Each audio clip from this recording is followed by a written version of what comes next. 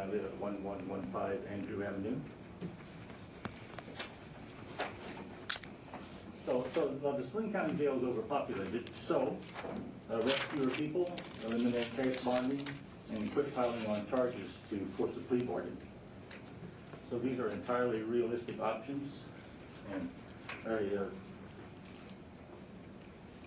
review, I think it's useful to look at the literature. So I have brought 2 books that directly relate to jail population.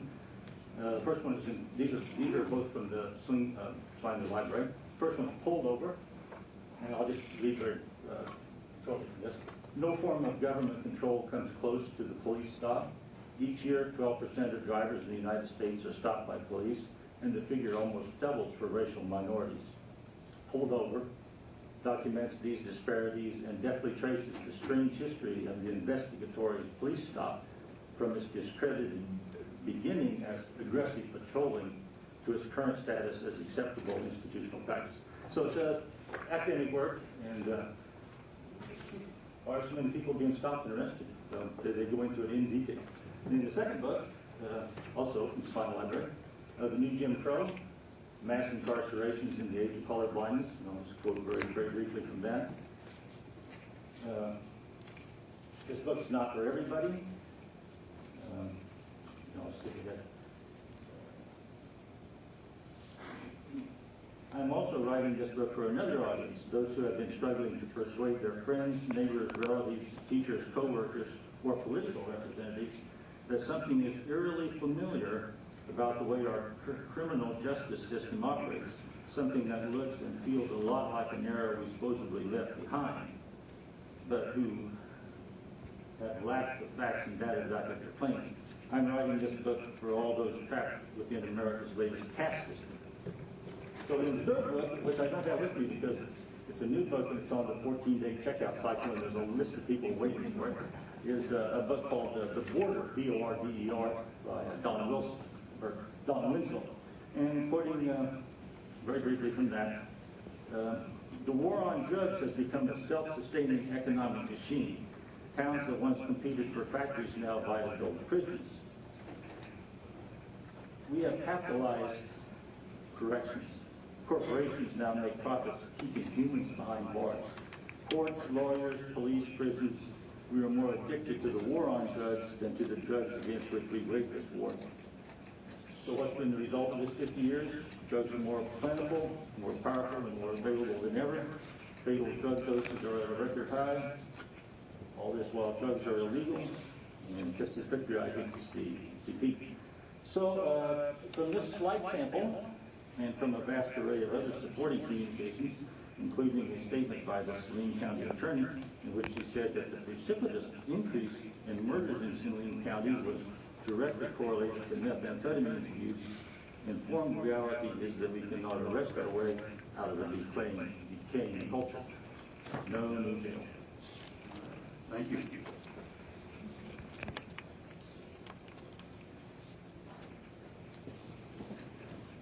My name is Renee Meyer, and I live at 2242 Huntington Road. And I have to say quickly, at home when I was hearing about this, I thought, wow, I'm going to speak my truth. Getting up here, I'm freaking out. So bear with me. I am a licensed addiction counselor, and I'm a volunteer at the state prison, both male and female. And I'm aware of Annie and her work, and I support what she's doing. I hope, instead of looking at so much that building a building is going to solve the problem, it will not. Addiction is a disease. It is not a character flaw. So until we can start treating people as human beings with a disease, which means going further than deeper than the addiction. I've read recently that the primary disease is family and cultural dysfunction. And if you really work with these folks that have problems with this disease, you'll learn they're very wounded at a deep level and choose to use drugs and alcohol to cover up. I'm not saying, I saw on your information that marijuana is not the #1 reason persons are in jail, but we have a huge issue with meth, alcohol. And I suspect if you all will get to thinking about your own friends, relatives, there's probably some stuff going on in a lot of people's lives that are in this room at various degrees. So I want to emphasize that money needs to be allocated to treat the disease. You might build a big building, but the problem is not going to end with that. I guarantee you. By the way, marijuana is a gateway drug. The patients that I work with, majority of them have started their career, their disease process with using marijuana. So I'm sure hoping it's not legalized in Kansas. So it's very important that our funding, and that's where my tax dollar needs to go, a big part of it anyway, is to continue to fund and increase what Annie and her people are trying to do. And and I'm not always talking about mentally ill people either. People have family dysfunction and this feeling disease, and they're not mentally ill. They're wounded souls, like you and I are in this room. So money needs to go there, and there needs to be more programming to address the core issues of addiction. So let's see. That's where I want my tax money to go. And so I'm saying my comments based on logic. It is a disease. My emotions, my heart bleeds for people who have this disease. I've dealt with many who are wounded souls. And I want you to consider putting more and more funds, or my tax dollar, into treating the disease. Building a building is not going to get it. Thank you. Thank you.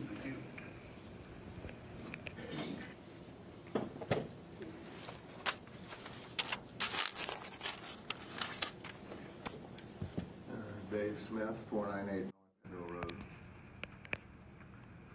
I too appreciate what Annie and Community Corrections are doing, as well as Serenity House and others that are helping reduce the population. But to address this population issue, we need to start at the root cause. For over 50 years, public education has taught, without offering any alternative, that we humans are merely a higher form of animal without accountability to a creator. The moral code in Scripture has been eliminated, so there is no moral base, no such thing as truth, and every man does what was right in his own eyes. Furthermore, to recognize certain behaviors that the Bible calls sin is considered hate speech and not allowed. To correct this problem will require school boards to operate on the basis of courage and principle, not fear. It will also require legislation to offer protection from the all too ambitious attorneys who want to sue. There are many who disagree, and even if implemented, it would take time to produce any results. In the meantime, 4 areas need to be addressed. They've already been spoken about: long delays in sentencing. It's often months before trial is given. Whether guilty or not, the inmate's life is radically altered by loss of job, vehicle, even home. So the ability to stay out when released is greatly reduced. The Bible says, because the sentence against an evil deed is not executed speedily, the heart of the children of man is fully set on evil. Second, no pain, no gain is true beyond exercise. Pain was designed by our Creator to cause a change in behavior. A hot fire that burns your face says back off. If we felt no pain, we damage ourselves. So it is with wrong behavior. Again, Proverbs says, folly is bound up in the heart of a child. The rod of discipline drives it far from him. Jail is simply too comfortable. 3 meals a day, warm in the winter, cool in the summer, free medical, no responsibility, no work required, TV entertainment, no gain, no pain. 3, there's very little restoration taking place within the jail. Inmates are simply locked up and lives are wasted. Yes, corrective programs require some cost, but far better to spend here than simply build a bigger barn to house them. There are lots of areas where work could be prescribed and work itself is therapeutic. There's a history of distrust between the Commission and the Sheriff's Office. I hope that's changed so full cooperation and trust can take place to both fund and design opportunities for restoration to happen. And 4, the lives of known murderers in a timely manner would be ended, would greatly reduce jail populations. God's Word says it's a deterrent to crime. He certainly knows better than we do. It's God's first directive for human government in Genesis, and we would do well to follow it. Simply building a bigger jail not only fails to solve a serious problem, it will make the problem worse.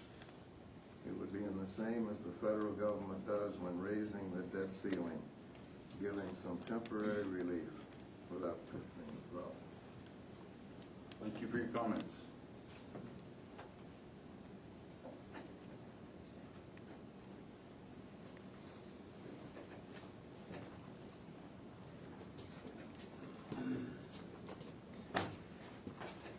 Norman Manuel, Salina, Kansas. There's 2 words in Mr. Robinson's report. Population reduction. You're going to have to go back where we started. As the population increases, so do the candidates to commit crimes.